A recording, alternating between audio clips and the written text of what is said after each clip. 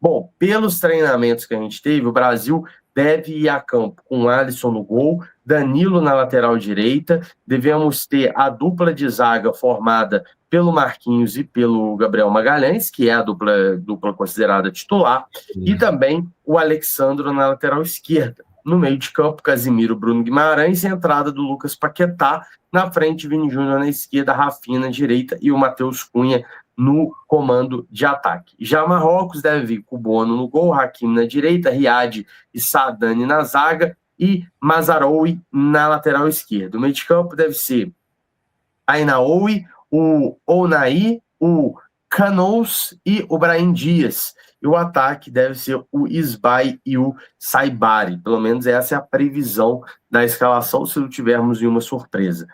Pedrão, seleção brasileira aí com essa formação, dentro do que a gente já tinha conversado no primeiro programa, parece que o Ancelotti ele vai apostar na dupla do Flamengo, Alexandro e Danilo, para poder começar aí essa trajetória na Copa do Mundo. Te agrada esse time aqui que o Ancelotti deve levar a campo? Exatamente, Matheus, me agrada. Vou divergir um pouco do que eu mesmo falei no programa passado, mas eu acho que a escolha do Alexandro para a lateral esquerda vai ser uma boa escolha para essa partida, né? O Hakimi sobe bastante, é um jogador bem ofensivo no time do Marrocos, e acho que ter um jogador mais experiente como o Alexandre ali na esquerda para segurar essas espetadas do lateral do Marrocos vai ser importante. E acho que, no geral, é o que a gente esperava, né? O meio de campo com três jogadores, assim como a gente comentou, exatamente o Bruno Guimarães, que vai começar como titular. E a escolha do Matheus Cunha com a camisa 9, que eu acho que foi uma escolha acertada também. Vai ter alguns espaços que eu acho que ele vai aproveitar melhor do que os outros jogadores que poderiam disputar essa posição aí.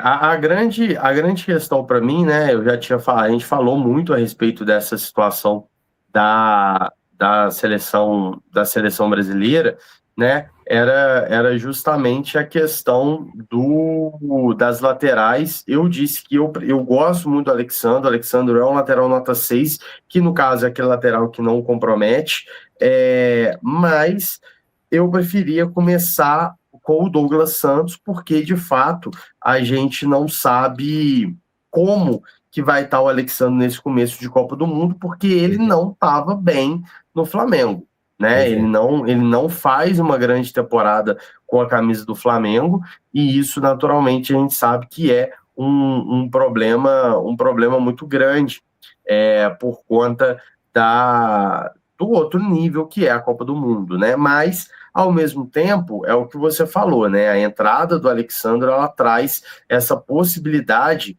de você ter um jogador com muita experiência internacional e um jogador que garante aí para a gente aquela lateral esquerda ali sem maiores complicações, porque é um lado do campo que deve ser muito atacado, principalmente pelo Hakimi, né? O Hakimi, lateral do PSG, considerado um dos melhores laterais do mundo, ele de fato deve fazer ali uma arruaça pelo lado direito, é uma válvula de escape muito grande da seleção marroquina. Então, a colocação do Alexandro, ele de fato é a colocação para a gente poder